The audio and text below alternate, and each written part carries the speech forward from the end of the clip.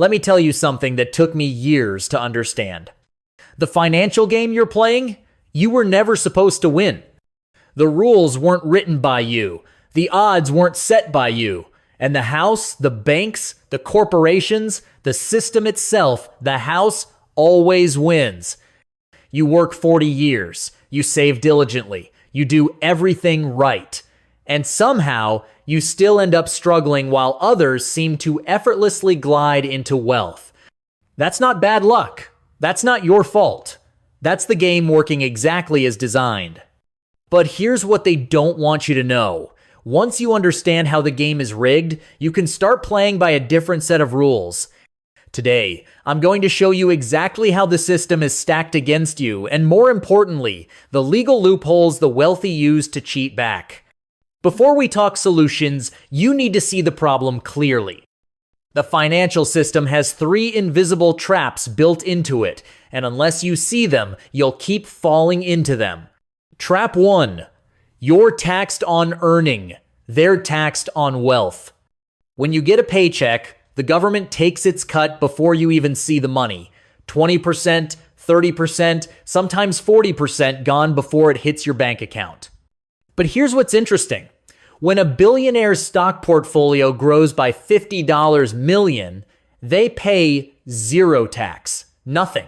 Because they didn't earn it, they just own it. You get taxed on your time, they don't get taxed on their assets. This is the first way the game is rigged. You're playing by income rules, they're playing by wealth rules. Trap 2. Inflation eats your savings. It feeds their assets. You were taught to save money. Put it in the bank. Watch it grow. But here's what actually happens. Inflation runs at 3 to 7% per year.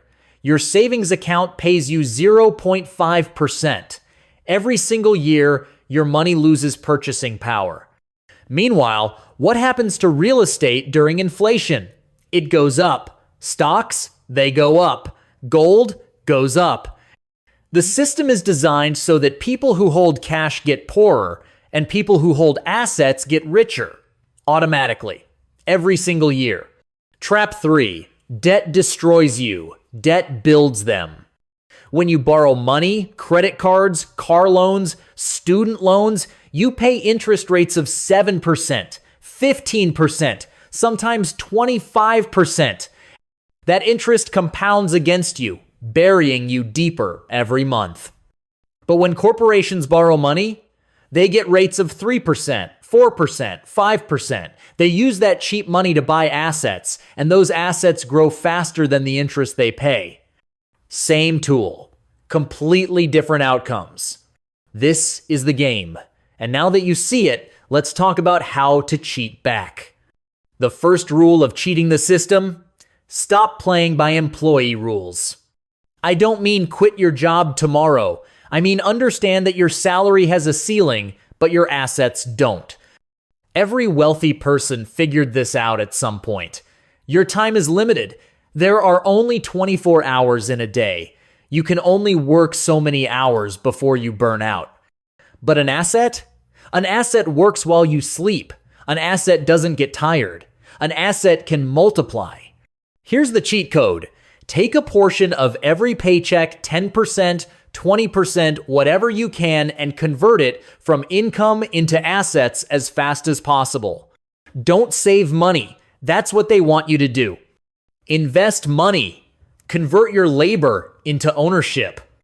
Every dollar you invest is a tiny worker that never sleeps, never asks for a raise, and compounds year after year. This is how you stop playing the income game and start playing the wealth game. This one is going to sound counterintuitive.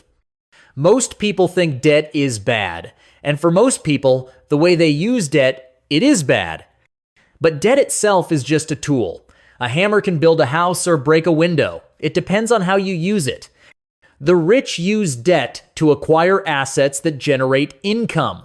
Then, the income from those assets pays off the debt, and they keep the profit.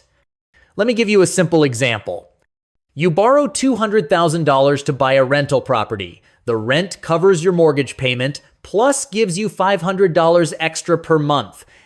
In 30 years, the tenants have paid off your entire loan, and you own a property worth potentially $400,000 or more. You used debt to acquire an asset. The asset paid for itself, and you kept the appreciation. This is exactly what corporations do. This is exactly what billionaires do. They borrow cheap money, buy assets, and let the assets pay for themselves. Now, I'm not saying go into debt recklessly. I'm saying understand the difference between debt that costs you money and debt that makes you money. Consumer debt destroys wealth. Investment debt builds wealth. Know the difference. Here's how most people handle money. Paycheck comes in, bills get paid, rent, utilities, car payment, groceries, subscriptions, entertainment, whatever is left over, if anything gets saved. This is backwards, and the system loves that you do this. The rich flip the script completely. When money comes in, they pay themselves first. They immediately move a percentage into investments, then they live on what's left. It sounds simple, but the psychology is completely different. When you save what's left over, you'll always find ways to spend it. There's always another bill, another want, another "I deserve this." When you invest first, you force yourself to adapt. You find ways to live on less, and your wealth grows automatically. Set up automatic transfers. The day your paycheck hits, money should move into your investment account before you can touch it. This is how you cheat the system's expectation that you'll consume everything you earn. I need to be very careful here. I'm not a tax professional. I'm not telling you to evade taxes that's illegal. But tax optimization, that's completely legal. And the wealthy do it constantly. Here's the truth most people don't realize. The tax code is thousands of pages long. It's not that long because they want to take more from you. It's that long because there are thousands of legal ways to reduce what you owe. Retirement accounts that let your investments grow tax-free, business expenses that reduce your taxable income, capital gains rates that are lower than income tax rates, tax loss harvesting that offsets your gains. Poor people pay taxes and complain about it. Rich people hire experts and legally minimize what they owe. The information is available. The strategies are legal.